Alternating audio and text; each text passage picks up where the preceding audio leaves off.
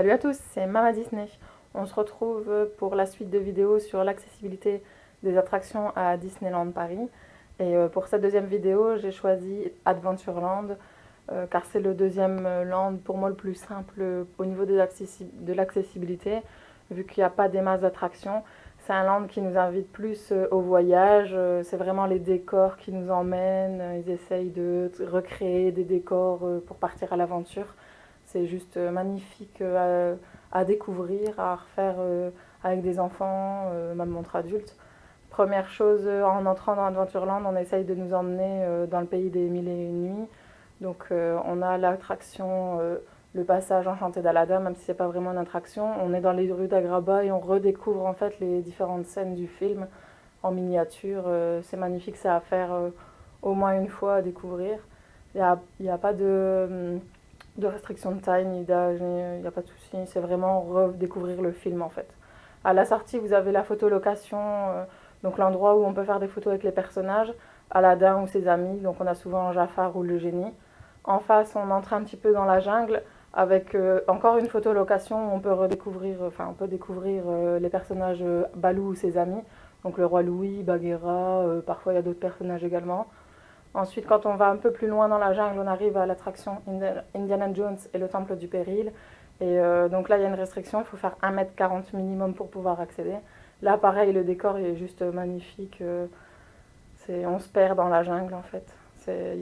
On a une fois la tête à l'envers, mais franchement, c'est une chouette attraction. Ensuite, on arrive à Adventure Isle.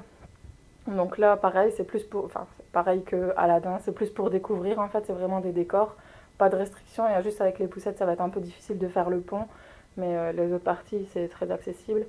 La cabane des Robinson, là, pareil, pour monter dans l'arbre, ça va être difficile, mais sinon, pas de restriction de taille ni d'âge, normalement, c'est accès à tout le monde. Il y a juste au niveau des poussettes, c'est sûr que c'est difficile d'aller en hauteur. En dessous, on a le ventre de la terre, donc là, c'est un petit labyrinthe, un peu comme Alice au Pays des Merveilles, mais sans grande décoration, mais là, on se perd facilement aussi. Après, on a la plage des pirates. Donc là, c'est simplement la plage. On a aussi 2 aires de jeu pour les enfants. Et c'est vraiment le décor qui nous invite à l'aventure. C'est magnifique avec les rochers, le bateau.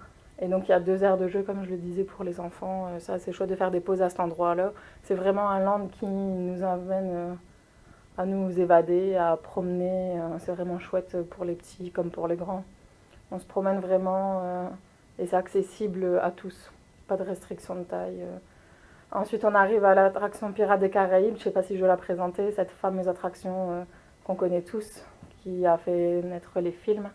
Là, les femmes enceintes, ils ne peuvent pas y aller. Il y a une petite chute, ça peut effrayer les plus jeunes, mais sinon c'est top. Donc c'était Mama Disney, j'espère que ça vous a aidé pour un petit peu organiser votre prochain séjour, voir un petit peu mieux le land. Si vous avez aimé, n'hésitez pas à liker, n'hésitez pas à mettre des questions, ou alors si vous avez des précisions en plus, n'hésitez pas à les mettre aussi. Abonnez-vous, comme ça on aura la suite des vidéos. Plein de bisous, à plus!